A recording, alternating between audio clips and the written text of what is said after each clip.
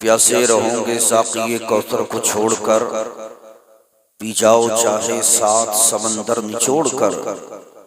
कितना बुलंद हो गया मिट्टी का आदमी, रिश्ता रसूल पाक के कदमों से जोड़कर। इमाम अहमद रिज़ा खान अलैहि रहमत व रिज़वान अर्ज करते हैं, या रसूलल्लाह सरवर कहूँ के मालिको मौला कहूँ तुझे, बाक़े खलील का गुले ज़ेबा कहूँ तुझे, और तेरे तो वस्फ़ ऐबे तनाई से हैं बरी। हैरा हूँ मेरे शाह में क्या क्या कहूँ तुझे। अगर सुभान अल्लाह कहना जानते हैं तो सुभान अल्लाह कह सकते हैं। ये कि सुभान अल्लाह में किसी के अब्बा की तारीफ नहीं है, परवरदिगार की तारीफ है। हम मुसलमान हैं, हमारा तरीका तर्ज़े अमल तमद्दुन ये होना चाहिए कि उठते बैठते सोते जागते चलते फिरते अपने घर से खाना खुदा में आए, खाना खुदा से घर जाएं, खेत खलियान को जाएं, जॉब के लिए जाएं, जहाँ जाएं हमारा तरीका तर्ज़े अमल ये होना चाहिए कि हम खुदा की पाकी का ऐलान करें। सुभान अल्लाह क्या है? खुदा की पाकी। हम मुसलमान हैं, हमारी हक है कि हम खुदा की पाकी का ऐलान करें। हजरात नबी फरमाते हैं, जो बंदा ये खुदा ईमान की हालत में मोहब्बत के साथ एक मर्तबा सुभान अल्लाह कहता है, उसके नाम से जन्नत के अंदर एक खजूर का दरख्त लगा दिया जाता है। अब शाहबाद वाला कोई कह सकता है, या हमारे भाई बिशारतगंज से आए हुए ये कह सकते हैं, हदीस पाक पर हमारा ईमान है कि जो बंदा ये खुदा एक मर्तबा सुभान अल्लाह कहेगा, यकीनन उसके नाम से जन्नत के अंदर एक खजूर का दरख्त जाएगा। लेकिन हजरत जो हमारे नाम से जन्नत में लगेगा उसको हम देखेंगे कैसे? इसलिए कि हम तो दुनिया में रहते हैं, जन्नत में दाखिला अभी नहीं हो सकता। जन्नत देखना, जन्नत की बहारें, जन्नत की नेमतें हमें कब देखना मिलेंगी? कि जब दुनिया से हमारा इंतकाल हो जाएगा, आलम बरज़ख में पहुंचेंगे, कब्र में, क़यामत तक हम अपनी कब्र में रहेंगे। और जब क़यामत के दिन उठाए जाएंगे, 50,000 साल का दिन होगा, हिसाब किताब का दिन होगा। अगर आमाल अच्छे हुए, ईमान मजबूत था, मुकद्दर में अगर जन्नत की बहारें हुई, अगर जन्नत में दाखिला हुआ, तब जाकर के हम उस खजूर के दरख्त को देखेंगे। लेकिन हजरत हम शाहबाद के जलसे में बैठकर या अपने घर में रह करके सुभान अल्लाह कहते हैं, खेत खलियान जाते हैं तब सुभान अल्लाह कहते हैं, अपने घर से खाने खुदा में आते हैं तब सुभान अल्लाह कहते हैं, जॉब के लिए निकलते हैं तब सुभान अल्लाह कहते हैं। क्या बात है? नारे तकबीर, नारे रिसालत, मसलके आला हजरत, फैज़ाने आला हजरत, मदरसा फैज़ाने ताजुश्शरिया, फैज़ाने हुजूर मुफ्ती आज़म हिंद, खतीबे हिंदुस्तान मौलाना दिलशाद साहिब क़िबला। हमारे जो भाई थे हुजूर सरकार ताजुश्शरिया के दामाद अल्लामा मुफ्ती शोएब रज़ा नईमी, उनका विसाल हो गया, अल्लाह उनके दर्जात बुलंद फरमाए। वो फरमाया करते थे कि आदमी थोड़ा बोले या कम बोले, तादाद को देखकर ना बोले, नबी की मोहब्बत में बोले। बाप के लिए खुदा की मोहब्बत में खुदा की पाकी का ऐलान। सुभान अल्लाह बोलते रहेंगे तो अच्छा रहेगा। हजरात बिशारत वाले आए हैं, बिशारत से मेरे पास भी फोन आया मगरिब बाद, तालिब भाई का। उन्होंने एक मर्तबा मेरी तारीख लेना चाही थी, तारीख खाली नहीं थी, मैं गुजरात था, तो मैंने मुफ्ती जुल्फ़िकार साहब की तारीख कराई थी जो काशीपुर में रहते हैं। तो माशाअल्लाह बिशारत उनका नाम सुनकर बड़ी और मोहब्बत हुई कि वहाँ का बच्चा यहाँ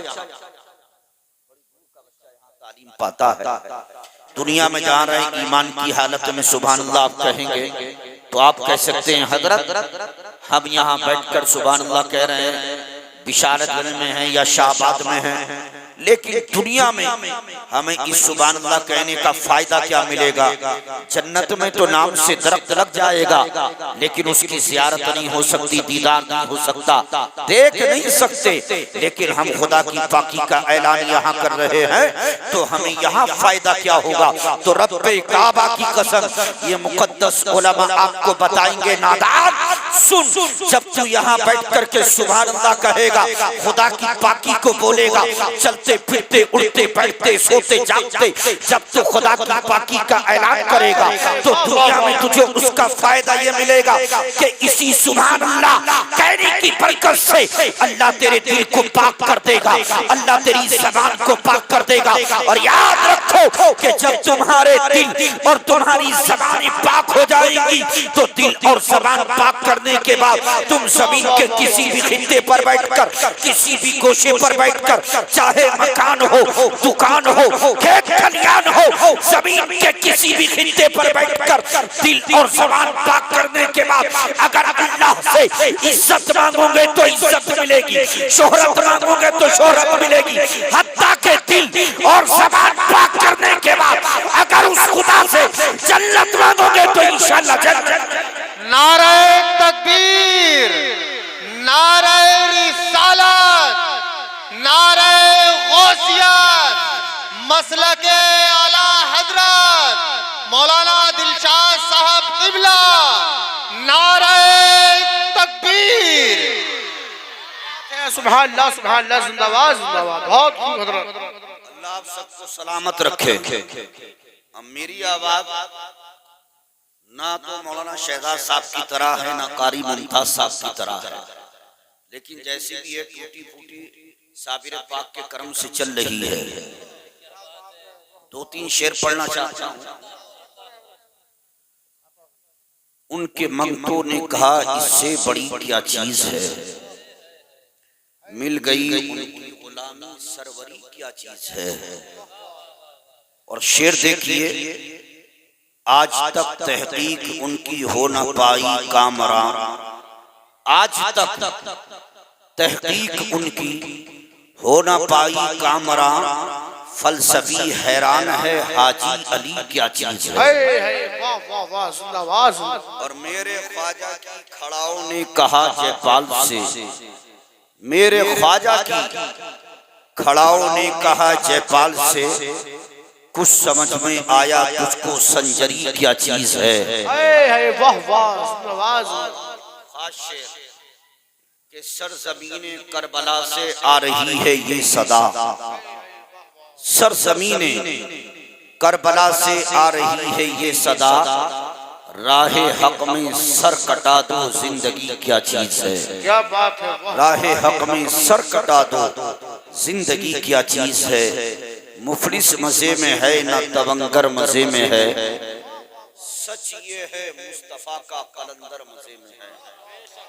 और करता है रोज गुंबदे खदरा का वो तवाफ, करता है रोज गुंबदे खदरा का वो तवाफ, दरबारे मुस्तफा का कबूतर मजे में है। वाह वाह वाह वाह, क्या बात है। शहजाद साहब एक शेर और याद आ रहा, आमना के चांद मदीना बुलाइए, तमन्ना रखते हैं वही सुभान अल्लाह कहें, बाकी खामोश रहें, इसलिए कि मदीना वो मदीना है कि जहां देखने की तमन्ना, जिस मदीने को हर ईमान वाला आशिक अपने सीने में रखता है। मदीना वो मदीना है। हजरात, ये भी एक उलमा के दरमियान एक वक्त गुजरा है पहले के इल्मी इख्तिलाफ रहा था। बाज उलमा ने कहा कि मक्का अफजल है, बाज ने कहा कि मदीना अफजल है। लेकिन जिन उलमा ने मक्के को की फजीलत को अफजल माना, वो मदीने की फजीलत के मुनकिर नहीं हुए, और जिन्होंने मदीने को अफजल माना वो मक्के की फजीलत के भी कायल रहे। लेकिन ये एक उलमा के दरमियान इल्मी इख्तिलाफ था। बाज़ ने कहा कि मक्का अफजल है, बाज़ ने कहा कि मदीना अफजल है। और जब ये बात चलते चलते शेख मुहक्किक अल-इतलाक़ हजरत शेख अब्दुल हक मुहद्दिस देहलवी की बारगाह में आई। अर्ज किया गया, सरकार बाज़ उलमा कहते हैं कि मक्का अफजल है, बाज़ कहते हैं कि मदीना अफजल है। आप बताएं कि आपकी नजर में मक्का अफजल है या मदीना अफजल है? तो शेख अब्दुल हक मुहद्दिस देहलवी ने कुरान मजीद को उठाया, कुरान मुकद्दस को उठाया, चूमा सीने से लगाया और कुरान को खोल करके कुरान की आयत की तिलावत फरमाई।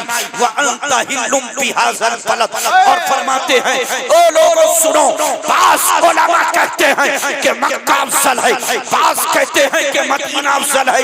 लेकिन अब्दुल हक का मानना यह है कि जब तक मेरा नबी मक्के में रहा तो मक्का अफजल, जब मदीना गया तो मदीना। नारे तकबीर, नारे रिसालत, मसलके आला हजरत। हमारे मौलाना शहजाद साहब के बारिज गिरामी हैं, अल्लाह इनका साया इनके ऊपर दराज फरमाए। बहुत जज्बा रखते हैं। बच्चे को आलिम बनाना, हाफिज़ कुरान बनाना आसान नहीं है। बड़े पापड़ पेड़ने पड़ते हैं मदरसे में रह करके। इंशाअल्लाह उसी तहत मुझे गुफ्तगू करना है। शेख शिहाबुद्दीन सोहरवर्दी जो बहुत पाए के बुजुर्ग हैं, उनके मुरीद ने उनसे कहा था कि हुजूर सारी कायनात में सबसे अफजल जगह कौन सी है? तो शेख शिहाबुद्दीन सोहरवर्दी ने फरमाया कि सारी कायनात में सबसे अफजल जगह वो है कि जहां मेरे नबी आराम कर रहे हैं। सारी कायनात में सबसे अफजल जगह वो है। तो शेख शिहाबुद्दीन सोहरवर्दी के मुरीद ने कहा, हुजूर अगर सारी कायनात में सबसे अफजल जगह वो है कि जहां नबी आराम कर रहे हैं, तो फिर जन्नत की आरज़ू क्यों, फिर जन्नत की तमन्ना क्यों, फिर जन्नत की ख्वाहिश क्यों? तो शेख शिहाबुद्दीन सोहरवर्दी ने भी यही जवाब दिया था, सुन, जब तक मेरे नबी मक्के में रहे तो मक्का अफजल, जब मदीना आ गई तो मदीना अफजल, जब जन्नत में कदम रखेंगे तो सारी कायनात में सबसे अफजल जगह जन्नत। वाह वाह। लेकिन अब सारी कायनात में सबसे अफजल जगह वही है जहां मेरे नबी आराम कर रहे हैं। हजरात